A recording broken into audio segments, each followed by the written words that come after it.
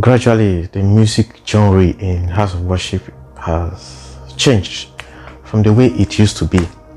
And ever since COVID time, the genre, the style is changing. And so if you observe, if you notice also that the type of music like we sing now in churches is tending towards Hillsong.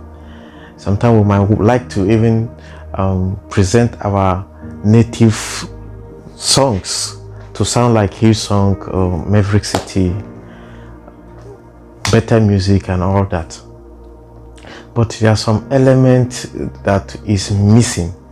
Even though we want to sound like that, but because we lack some basic understanding of the element in his songs, so somehow those songs might not really translate like the his song, better music or elevation worship. So I'm here to just share at least 20 essential points, 20 reasons why our sound is not always like his song, even though when we tend to sing like them, it doesn't really sound like that. So 20 reasons why we don't get that his song ambience sound. So the first one is the choice and selection of snare drum. I think I've also spoken about the application of snare drum before, why some people make use of piccolo snare drum in the place of his song. It really doesn't really sound, it can't actually sound like that. You know, piccolo has its own characteristics, it has its own timbrality, it has its own texture. And one of the fundamental texture of piccolo is that usually it's high pitched. So for his song type of sound, yes, it's expected that either you tone your snare drum to have this low pitch in its timbre, or you intentionally get snare drum that is very fat and just allow the mechanism, allow the makeup of the snare drum to give you that sound. So his song usually have low pitch snare tone. Yeah, so that is for those using an acoustic snare drum to accompany his song. Then some actually use triggered snare drum. If you hope to have good his song, I think sound ambience, I will advise that you get trigger systems along with your drum kit. That will also help. Then the second reason is most of the times our vocals are usually too bright, more like an ear piercing. Remember, in Africa, we don't really speak softly, we shout. And that one is really obvious in the way we also sing. Sorry, I'm just generalizing. I'm sure we have some good background vocals out there, but on an average, most of us always shout into the microphones. And sometimes, because we don't know some basic microphone handling techniques, you could see someone who ordinarily shout into a system, or someone who ordinarily is loud, we tend to get this mic close to his mouth, and then somehow the timbre is compromised. So background vocals for his song is usually warm and tender and soft. That could also refer to the choice, the selection of microphones. Any low budget microphone you use, any low budgeted microphones that you use in this application, you might not really get that warm sound. Why? Because of the colorations that low system offer. Coloration that the low system offer into a PA system. So tax your church or your organization to invest into high-end microphones. It could be wired, it could be wireless microphones. So warm vocal is the essential part, right? So it is fine. So again, there's this warmness in the entire mix. The keyboard, the guitars, the pad, and all that have these characteristics of warm sound. They are not usually bright. So that is one thing that is evident in Hillsong. All right. So the third dimension, the things why we don't really get right, is in our choice and selection of guitars, electric guitars. You know that the Hillsong sound is really driven by a guitar amp being mic'd. So the sound on the amp, that the guitar amp, I mean the system pick from backline, is what is injected into the system. So the characteristics of the guitar combos and several guitar amplifier is also one of the essential part of Hillsong sound. So I can hardly see any church or organization that have, dedicate a room just for guitar combo.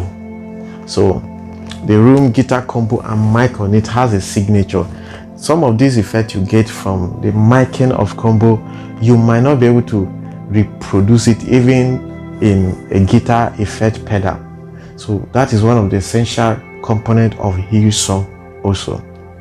So the fourth one is the use of several pad, Hillsong pad, right? Because the sound is occurring, the frequencies in a given piece is in millions of sound waves.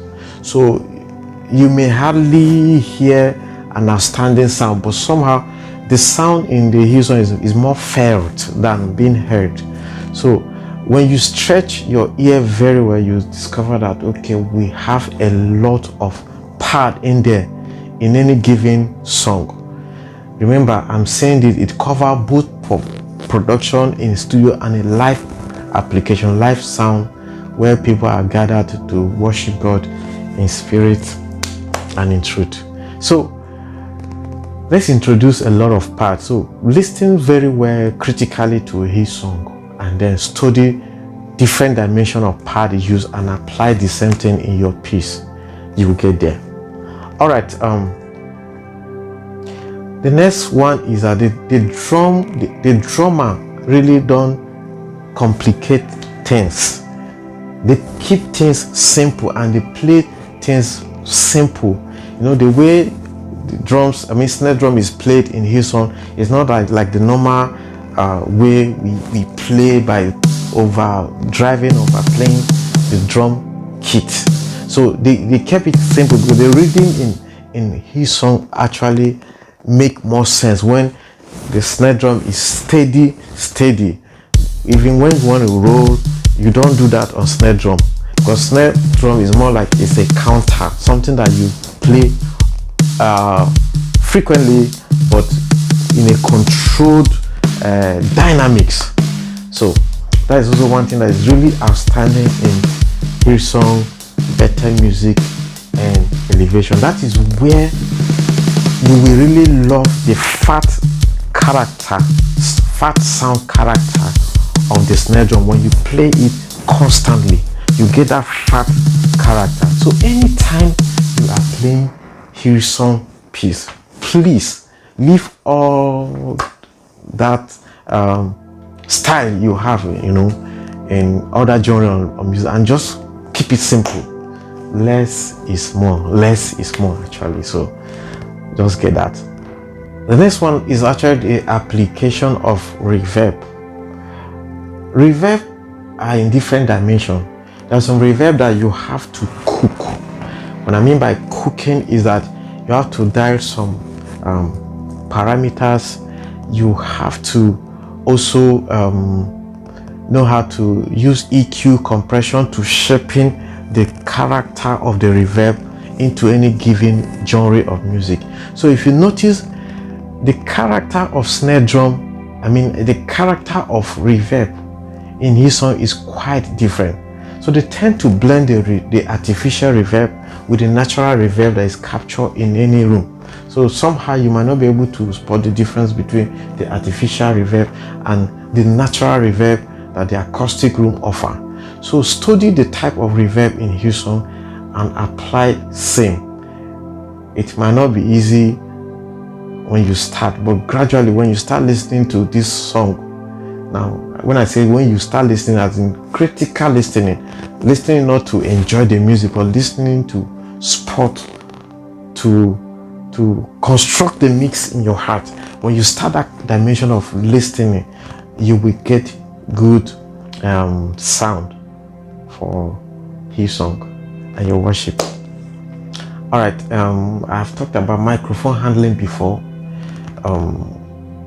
Usually those that shout should not get the mic close to their mouth, and those that don't shout, that those that are not audible, should try as much as possible to get the mic close enough so that the mic can pick the round and warmness of their vocal texture. So that also is one essential part. Watch any video, you will also see that the mic are usually close to the source, which is also one of the integral part of Hillsong. All right, usually when you watch Hillsong, they have few background vocal. Somebody playing guitar can actually double as the background vocals. They are usually few. Their background vocals are usually the audience. So that is why audience truly participate in any given song. So the participatory aspect of audience contribute to the timbre of Hillsong. When you take away audience, the Hillsong sound loses texture, it loses signature. So I advise you that any song you are singing, encourage audience to not just observe, but to watch, and I mean not just to observe and watch, but to participate, to sing. So that's the beauty of Hillsong, you know. All right, now the audience, since they are participating in the Hillsong, they are also our background vocals. So that is why with time you have to build the musical aspect of your ministry into your audience, and those are not in choir can actually learn how to sing not off note but in tune, in time, so that everything blends together. All right, so another good thing about Hillsong is that there is this ambience that is always represented in her piece. The room is represented, the excitement of audience is represented, and the acoustic of the room is also represented. So which is why they don't just use 2 mics as audience mic. I think minimum mic that is used in Hillsong should be like 8 or so. So they can go as high as 10, as 12. Place them as strategic places that will capture the needed sound from the audience. And so that alone will make the whole sound stand out. So if you're using 32 channel mixer now and you still have some free space, please, you can use those channels for your audience or room mic. And if you're using 32 channel mixer and you feel you have exhausted all, please upgrade to 62. And if it's 62 is not really enough, you can upgrade to 128 channel. The reason why we have all those mixers, so that it can take much of our sources, you know. So it is good not to fake our sources. It's good to replicate our sources the way it is, right? So when you place good audience mic in your room, whatever you are going to pick will be the true representation of your audience and room mic. I've said this over and over in my recent video, so go back and watch. All right, application of loop. Virtually almost every Hillsong has some loop. Some of the loop are meant to be felt, not heard also. like a lot of elements are usually buried under. One mistake we are really making here in Africa, not Nigeria, is that we just want almost our audience to hear all our instruments. It's not possible. There's some instrument that need emphasis at some point in time. So that's why mixing is dynamic. You don't just push one element and you allow it be. When guitarist is not soloing, there's no point for electric guitar, to stand out in a mix. No, let it be like as if it's part of the pad, as if it's part of the loop, as if it's also part of the keys being played. So listen carefully to Hillsong, your reference. You also discover that guitars are not really standing out like that. The guitar is always in the mix. It's also integral part of the music. So try and make sure your mix is appropriate. Even when you are playing loop, the loop should not stand out. The loop should be in a mix. Loops are meant to be a guide for musician to follow, right? But now the loop, when I say loop, I'm not referring to stems. I'm referring to loop, just the simple application of percussive element. So loop in Hillsong is always subtle. It's not that large. Then we have a PC-based sound design and playback. So which is why the use of Ableton Live, Main Stage, Studio One, Logic, etc. applies. So that's where now they can also create additional stem files as a backend track or performing track to Hillsong. So let's do that. Stems are an upgrade of loop. Stems contain key signature and other elements that flow with the songs also. So let's try that. It's really helpful. All right. Then we have more than one acoustic guitar. Yeah.